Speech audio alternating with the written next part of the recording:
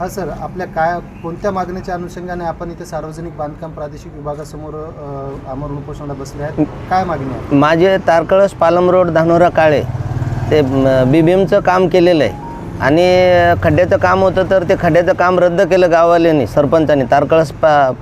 तारकळस धानोरा काळे पालम या रस्त्याचे.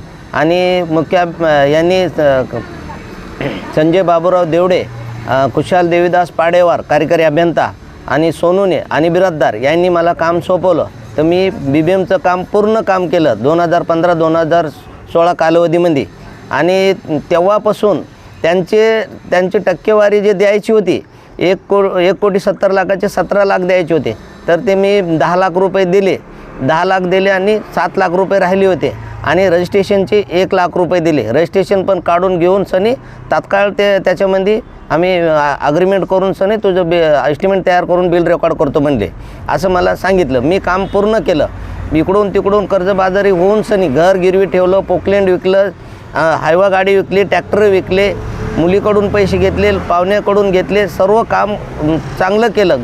गाववाल्यांनी त्या टायमाला पत्र दिलं, ग्रामपंचायतनं पत्र दिलं, धानोरा काळ्याचं बी, तारकळसच्या गजानन आंबोरे साहेबांनी पण पत्र दिलं.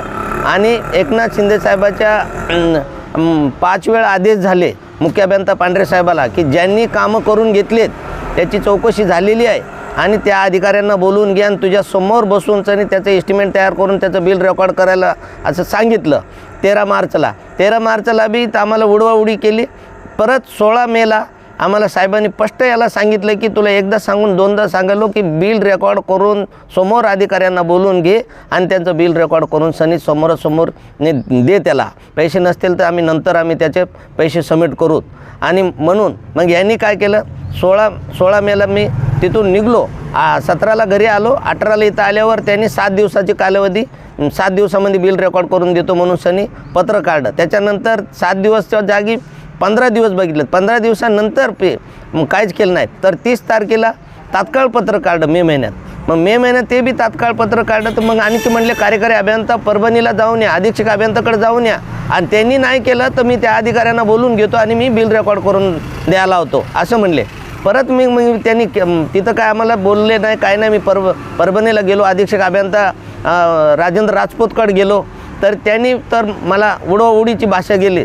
आणि मग मुख्य अभियंताकडे आलो. तर त्यांनी काय केलं, मग 7 तारखेला आम्ही परत उपोषणचं निवेदन दिलं. तर एकनाथ शिंदे साहेबांनी जे आदेश दिलेले आहेत 16 महिन्याला आदेश दिलेले आहेत ते आदेश प्रमाण यानं 3 पत्र काढलेत एकनाथ शिंदे साहेबाच्या मान्य प्रमाण.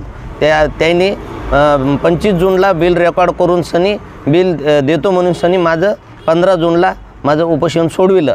आणि त्या अनुषंगानेच मला जोपर्यंत माझे ते मागण्या पूर्ण होत नाहीत तोपर्यंत माझं उपोषण मी सोडत नाही. माझ्यावर अन्याय वारंवार करायला लागलेत.